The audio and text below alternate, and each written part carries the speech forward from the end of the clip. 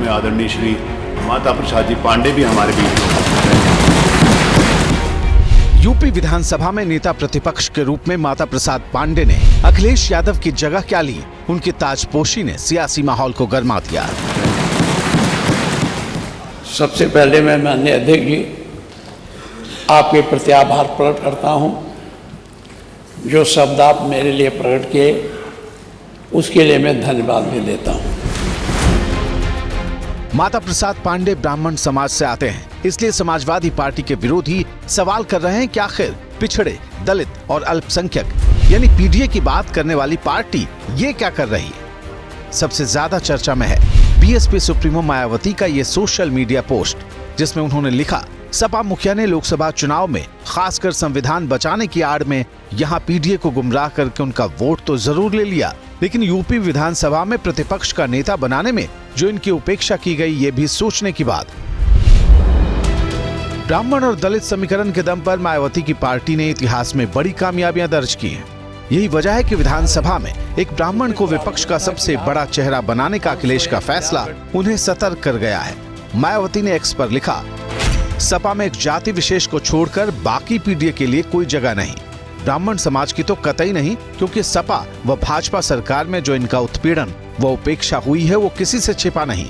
वास्तव में इनका विकास और उत्थान केवल बीएसपी सरकार में ही हुआ, अतः ये लोग जरूर सावधान रहे। मायावती ने तो सिर्फ खबरदार भर किया था, लेकिन डिप्टी सीएम केशव प्रसाद मौर्य ने तो अखिलेश पर छुरा मारने तक का आरोप लगा दिया। श्री अखिलेश यादव जी की असलियत जनता के सामने आ गई। पीडीए मतलब बहुत बड़ा धोखा है। पीडीए के नाम पर गुमराह करके लोकसभा चुनाव में वोट लिए हैं, उस वर्ग से आने वाले नेता बहुत मायूस हैं। बड़े सपने संजोए हुए थे, चाचा भी सपने संजोए हुए थे, लेकिन अखिलेश यादव जी ने पीठ में छुरा भोंक दिया। इस बीच चर्चा में बीजेपी ओबीसी मोर्चा की प्रदेश कार्य समिति की बैठक भी रही, जिसकी शुरुआत पार्टी के प्रदेश अध्यक्ष भूपेंद्र चौधरी ने की। मीटिंग तब हुई है जबकि अखिलेश यादव ने माता प्रसाद पांडे को नेता विपक्ष बनाने का ऐलान किया है। अखिलेश के ब्राह्मण कार्ड को 2027 के विधानसभा चुनाव के मुकाबले से जोड़कर देखा जा रहा। यही वजह है कि एनडीए के घटक दल भी सावधान है।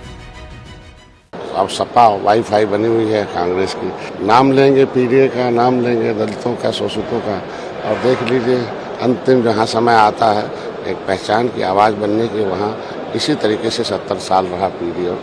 अब जो है पीडीए प्रमुख रूप से हम लोगों के साथ है, एनडीए के साथ है। इस बीच विधानसभा में अब मुख्य विपक्षी दल समाजवादी पार्टी का सीटिंग अरेंजमेंट भी बदल गया है। जहां पहले नेता विपक्ष के रूप में अखिलेश यादव और उनके साथ अवधेश प्रसाद बैठते थे, वहां अब दोनों के सांसद चुने जाने के बाद माता प्रसाद पांडे के साथ शिवपाल यादव नजर आ रहे। शिवपाल और माता प्रसाद पांडे का एक साथ इस सीट पर बैठना बड़े सियासी संकेत देने वाला है। 7 बार के विधायक और विधानसभा के अध्यक्ष रह चुके माता प्रसाद पांडे के तेवर भी बता रहे कि अभी यूपी की राजनीति और भी गर्माने वाली है।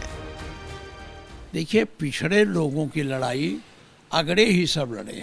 पिछड़े पावे 100 में 60, यानी 100 सीट है तो 60 आरक्षण पिछड़ों का होना चाहिए। इसके लिए हमने जेल काटी है, लाठियां खाई हैं। केशव प्रसाद मौर्य कुछ किए भी नहीं, खाली उस जात में पैदा होने के नाते वो नेता बने। 2024 के लोकसभा चुनाव में अखिलेश का पीडीए फॉर्मूला कामयाब रहा था। अब उससे भी एक कदम आगे बढ़कर समाजवादी पार्टी ने ब्राह्मण वोटरों को गोलबंद करने का जो कार्ड चला है, उसका असर दूर तक दिखाई दे सकता है।